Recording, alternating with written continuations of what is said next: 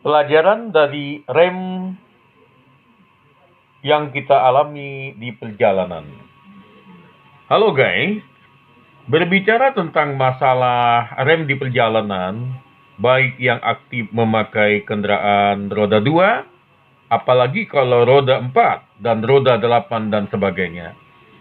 Kita diingatkan untuk memahami apabila rem itu berbunyi, ya, seperti kalau kita mengerem, kalau dia normal, biasa tidak ada berbunyi. Langsung bannya berhenti. Tetapi yang kita alami biasanya di perjalanan, kalau yang remnya kita injak saat kita melaju kencang dan ingin mengurangi kecepatan atau menghentikan ban yang berputar karena keperluan, ternyata bunyinya panjang, bunyi seret gitu ya, bunyi tanda gesekan yang licin ya. Tentu kita perlu waspada. Ada 4 kemungkinan kenapa remnya itu berbunyi. Intinya berbunyi rem adalah hal yang tidak baik, tidak normal, dan perlu kita waspadai. Yang paling sering setahu saya kalau kita injak rem dan tidak langsung berhenti malahan berbunyi, itu tandanya ada contohnya kanvas rem kita yang sedang tipis ya, menipis.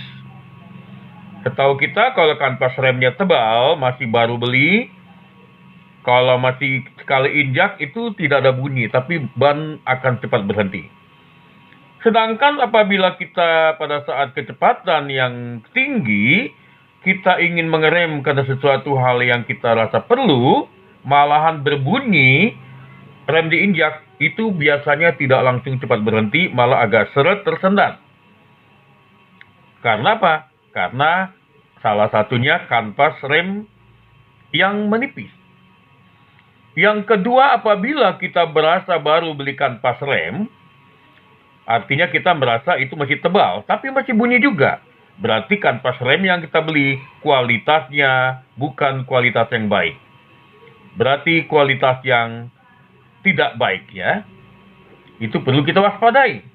Dan tentunya kita harus ingat di mana kita beli kanvas rem itu. Berarti kalau baru dibeli langsung seret, langsung tidak berhenti, malahan bunyinya. Bila perlu kita kasih tahu.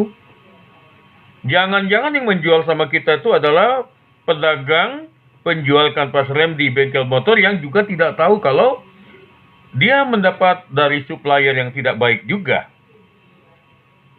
Kecuali kalau dia memang yang mengetahui, itu berarti memang dia tidak baik, tidak bagus. Kita remind dia bahwa perbuatan ini tidak baik dan akan kehilangan pelanggan.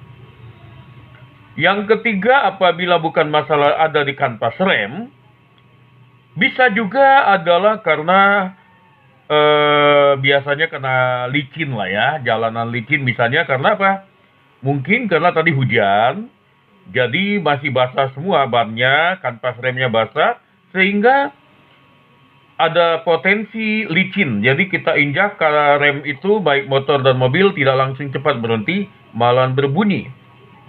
Kita perlu waspada untuk seperti ini. Yang keempat, yang paling sering juga terjadi apabila berkaitan dengan ada kotoran yang menempel di cakram pengapit kanvas rem tadi. Sehingga tidak berfungsi sebagaimana mestinya, walaupun rem diinjak tetapi tidak cepat menahan laju, malahan kita tahu bahwa ban akan bunyi. Bisa saja kotoran yang menempel di cakram itu yang kita tidak sadari adalah lumpur, mungkin pasir, mungkin plastik, atau apa saja sampah yang tidak layak. Sedangkan yang kelima, penyebab bunyi dari rem itu dan kaitannya dengan tidak efektifnya menginjak rem tidak langsung berhenti adalah ada gangguan transmisi, walaupun ini jarang ya. Tapi bisa terjadi juga transmisi atau pancaran yang ada di dalam mobil atau motor, di mesin ada gangguan. Marilah kita jadikan ini pelajaran bagi kita. Kita tahu bahwa apabila menginjak rem tetapi adalah bunyi, tentu ada masalah yang berkaitan dengan kebahayaan, ya. Bukan kebahagiaan, ya, kebahayaan. Jadi jangan salah nangkap. Apa maksudnya kebahayaan? Loh, bahaya dong. Kita tadi melaju dengan kecepatan tinggi, dan kita tahu ada orang menyeberang, atau ada lubang di depan kita, mendadak kita mengerem, tetapi yang terjadi bukannya mobil atau motor yang kita kemudikan untuk berhenti. Malahan rasanya terseret, terseok, atau licin. Wah, ini bahaya sekali. Berbahaya bagi kita, juga berbahaya bagi orang lain yang mungkin dekat dengan kita. Nah, tentu itu perlu menjadi perhatian bagi kita. Apabila ada potensi seperti itu, ya tentu kita harus atasi supaya bahayanya itu bisa dicegah. Nah, contoh, kaitan dengan kalau kanvasnya sudah menipis. Ya tentu tidak ada jalan lain. Kalau orang memiliki kendaraan dan setelah dicek bunyi, alangkah baiknya yang pertama kita cek pastikan kanvasnya sudah menipis. Tentu solusinya bukan berdoa, solusinya bukan beribadah, tapi gantilah kanvas yang tipis tadi. Apa maksud saya bukan berdoa dan beribadah? Kadang-kadang ada orang yang sudah tahu kanvas remnya tipis, sudah tahu kanvas itu harus diganti, tetapi dia tidak menggantinya, bahkan dia mencoba untuk mengakali dengan cara berdoa, supaya walaupun kencang-kencang, walaupun dia mengebut, supaya dilindungi Tuhan, supaya remnya berhenti. Nah, tentu Tuhan kita maha adil. Tuhan itu adalah maha adil. Artinya kalau memang situasinya harus diganti, kita bukan disuruh berdoa, ya, tetapi melakukan, ya, tindakan yang terbaik, yaitu adalah menggantikan kanvas rem. Mari kita kaitkan dengan suasana batin kita. Seringkali emosi dalam diri kita karena kesabaran kita yang kurang. Seringkali keegoisan di dalam diri kita karena kesadaran kita yang kurang, yang sudah menipis, yang harus diganti dengan cara hidup yang baik.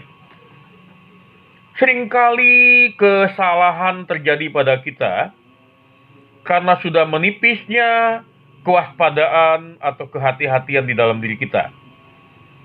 Seringkali kenyamanan melanda diri kita di dalam kemalasan akibat dari sudah menipisnya kedisiplinan di dalam diri kita. Dan solusinya itu bukan dengan berdoa, bukan dengan beribadah, tetapi bertobat. Tetapi kita ganti cara hidup kita yang salah menjadi hidup yang benar. Baru kita berdoa meminta kepada Tuhan, beribadah kepada Tuhan untuk beroleh kekuatan menjalankan tindakannya. Jangan salah kaprah.